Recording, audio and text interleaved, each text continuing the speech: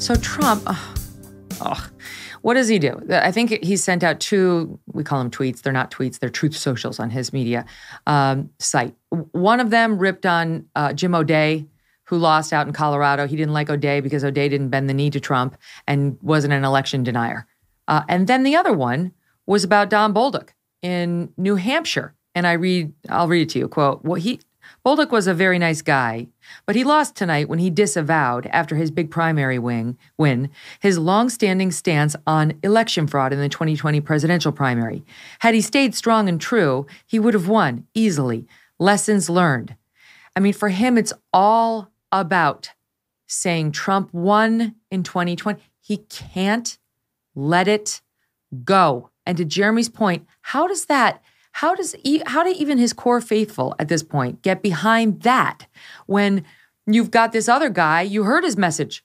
Florida's where woke goes to die. You know, we fought the lockdowns. We don't allow indoctrination in our schools. All the stuff that DeSantis has done. And Trump's over there like, I won. I'm telling you, election fraud. It's like, there's just, I'd like to say there's no way, but you know the Trump diehards. Well, it's worse than just that Trump is focused on things that matter a lot less than the things that DeSantis is focused on. It's the almost medieval demand for fealty above all else. It's cult-like.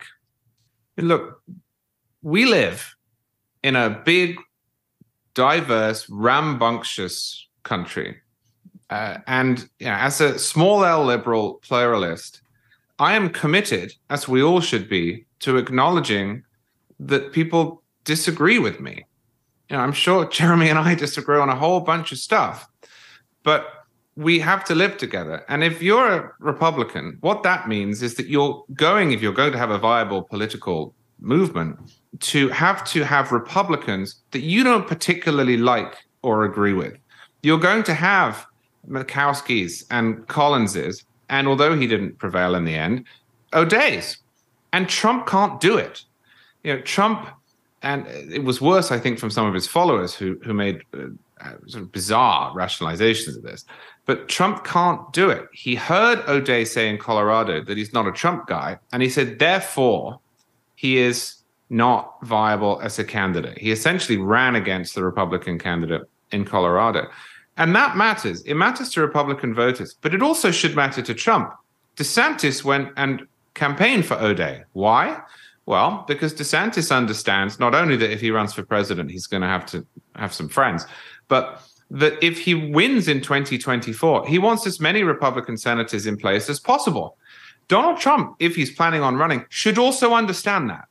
Donald Trump should grasp that it would make his life a lot easier if he has a Joe O'Dea in Colorado rather than a Senator Bennett in Colorado. But he doesn't. All he can see, all he cares about is that O'Dea said rude things about him in his view. All he cares about in New Hampshire is that Bolduc, who should never have been there, we should have had Morse or Sununu, said that the election wasn't stolen, which in and of itself should tell you something about how popular that message is.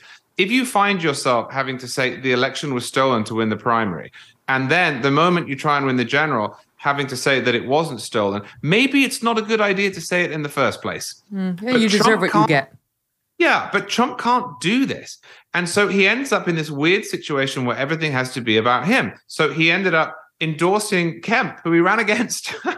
He tried to primary with David Perdue. He endorsed Kemp on the eve of the election so that if Kemp won, which he was always going to, it wouldn't look as if Trump and he were at loggerheads. This is crazy behavior. And I don't know, Megyn. I don't know how the people who are still in that Trump camp will react to this, but I know how they should react to it.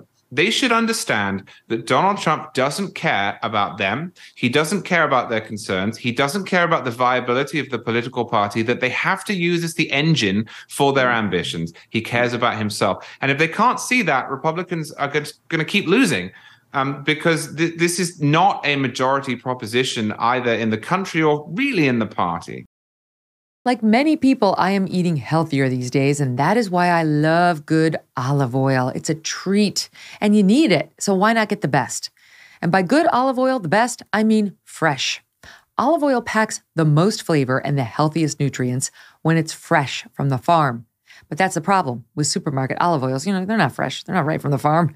They can sit on the shelf for many months growing stale.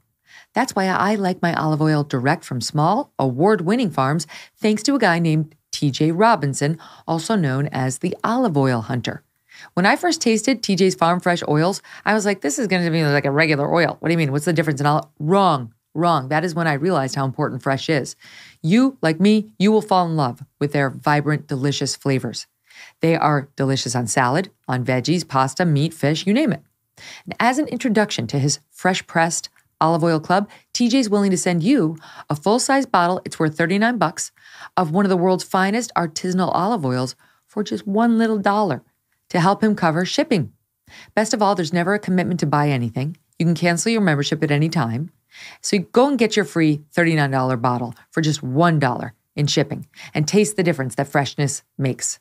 Go to harvestfreshnow.com, harvestfreshnow.com for a free bottle and pay just that little itty bitty dollar in shipping. harvestfreshnow.com.